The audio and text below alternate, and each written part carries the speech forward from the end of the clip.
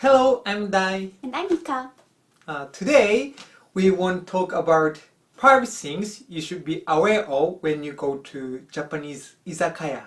Yeah, so an izakaya is a Japanese bar, and it's kind of different from bars in other countries, so we thought it would be interesting to know a few things before going there, especially with Japanese people. Yes. So first, Yeah, the first thing is that it's not all izakaya, but some izakaya kind of charge a fee just for, you could say kind of just for being there. It's like a table fee, usually around 500 yen. And they give you some little dish in return, kinda. It's usually like some snack or a salad. But the thing is, you cannot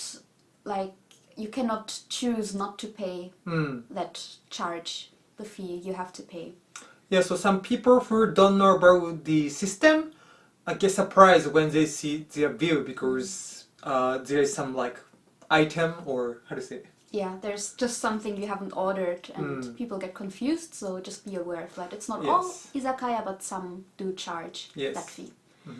So the second thing would be that, this is not only izakaya, but places in Japan in general, but also in izakaya, there are often spaces where you're supposed to take your shoes off. It's usually, where there's a little step, and then they have some tatami floor maybe, and then like Japanese style seats, like where you're sitting on the floor, or sometimes they're the tables where like there's kind of, it looks like they're on the ground, but there's a hole, and then you can put your, you'll see when you go there, I don't know. And you are supposed to take your shoes off, so you should wear shoes that are kind of easy to take off and on again, because you don't want to be the only person sitting there for 3 minutes trying to take the shoes off and then on again. Everybody has to wait for you, so just be aware of that. Yeah. So third, you should be aware of Japanese custom, in which we try to pour drinks to other people's glasses when the glasses are empty. Yeah. So in general, when we go to restaurant or when we have some like drinking party or something like that, we get, how to say, other people try to pour drinks to our glasses when our glasses are empty.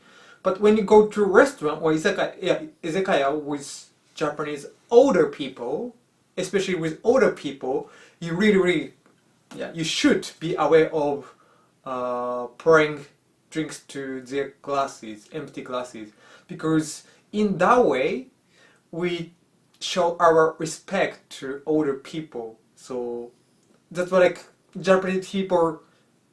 Usually Japanese people try to keep paying attention to their glasses. I mean the older people's glasses. So when you go to izakaya with Japanese older people, you should be careful.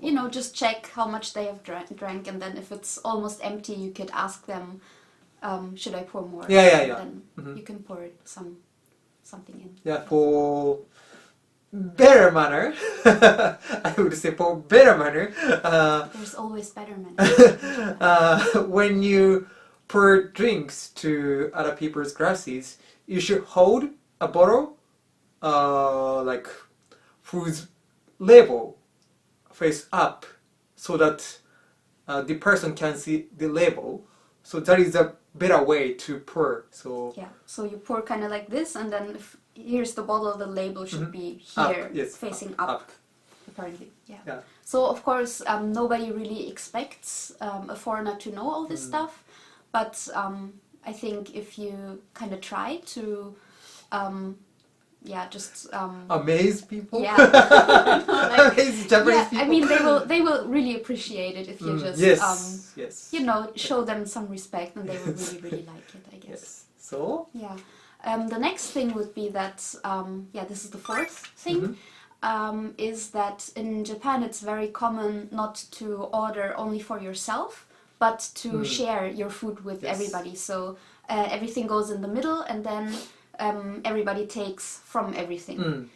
Usually, everybody still gets a menu, and you kind of still place your order it's like everybody kind of chooses something they like, but this is not only for you, but it goes in the middle and then everybody shares. Especially in izakaya, I think this is very common. I have never been in an izakaya where you order only for yourself. It's really rare, yeah. But there are also restaurants actually where it's where you share your food. Usually, if they bring, when they bring the cutleries and everything in the beginning, when they bring like some little plates, this is usually a sign for like very small ones. Usually that means probably you will share your food here. Yes. That's how I kind of try to get if this is a food sharing place or your own food ordering place. Yeah, so when you order food, you kind of should be aware of like maybe like most likely like you will share your food with other people. Yeah. So maybe you should know about it. Yeah. So the last thing is that we split a bill at end. Since we have a custom in which we share our food, I guess, we also have a custom in which we split bill at end where we pay the bill. So even you eat much less than other people, you are kind of expected to pay the same amount of money. So yeah, I mean sometimes when somebody notices that you haven't eaten almost anything, then maybe that person will say, oh, maybe you don't have to pay so much, but just when you go there, just expect that you have to pay as much as anybody else, no matter how much you eat. I think like because of that, actually in Japan there's kind of like how to say cell phone application which we can automatically calculate the money of each person. Okay. Yeah, so it's really really common to split a bill. Yeah. So just don't be like I won't eat so much and then I have to pay less. Just eat as much as anybody else and then you split the bill and that's fine. So these are 5 things you should be aware of when going to Japanese izakaya. Yeah, we think it's very interesting to go to an izakaya at least once when coming to Japan. And we hope that these 5 things will help you when coming here. Yes. So see you next time. Bye bye. Bye bye.